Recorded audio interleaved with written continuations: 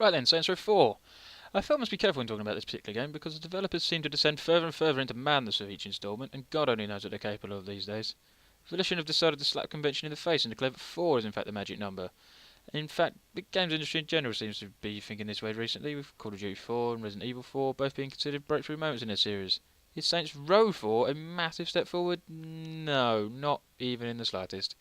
It's the same old Steelport with the same old Saints, albeit this time with crazier abilities and looser interpretations of the word gun. It's thoroughly shaken off the label of GTA clone now, though, only to be stamped with the Wayans brothers' seal of approval for over-the-top parody of everything that's presently popular.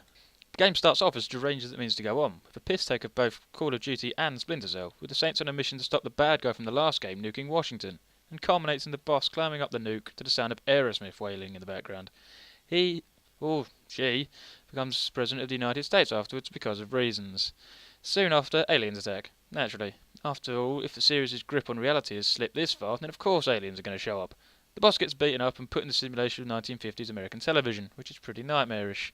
They soon break out, only to have Earth destroyed as punishment. Say what you like about the characters in these games, none of them fuck about. Any other bad guy would just hold the world to ransom, but this guy sends it the way of Alderaan with very little provocation. It's at this point that a standard Saints Row game starts. You get put in a virtual steelport and have to run around shooting, punching and blowing up anything you can get your hands on. Only this time, instead of it merely earning you respect, it's directly destabilising the simulation. So you can at least call it productive for once, if you're feeling generous. If I need to describe the core gameplay, then you've clearly never played a previous Saints Row game, and I'd advise you play the old ones first, because they'll be disappointingly normal compared to this. The only real difference this time is that you get superpowers. The characters in Saints Row 4 are the same old motley crew. It's pretty much everyone you've ever met in a previous Saints Row game that you didn't end up putting in the ground. Oh, and Keith David shows up, playing a direct parody of himself from Mass Effect. If he didn't have such a sexy voice, then I'd have found this slightly annoying. Pretty sure it's not a spoiler at this point, but the game pulls one of the biggest and worst retcons out of its ass this side of Rapture. Johnny Gat's back. Turns out he was abducted by aliens, and not stabbed or shot or blown to bits by a crashing aeroplane. And it's quite a petty complaint, but I'm pretty sure the characters all looked a hell of a lot better than this in Saints Row the 3rd. Pierce in particular looks like he's wearing an infant's 2D drawing of something resembling a face, and of course all the female characters have had their feminine features enhanced to appeal to the lowest of base instincts. One of the key differences between GTA and the old Saints Row games, for me at least, was that the soundtracks for GTA got worse and full of rap and R&B, and the Saints Row games went from strength to strength. This installment, however, is found wanting, despite the inclusion of some Thin Lizzy and Aerosmith, and the theme tune to Monty Python. The rest of the songs are far too, well, put it this way, I'd rather stick a dildo bat in both my ears than listen to most of them. So far it kind of sounds like I didn't enjoy Saints Row 4.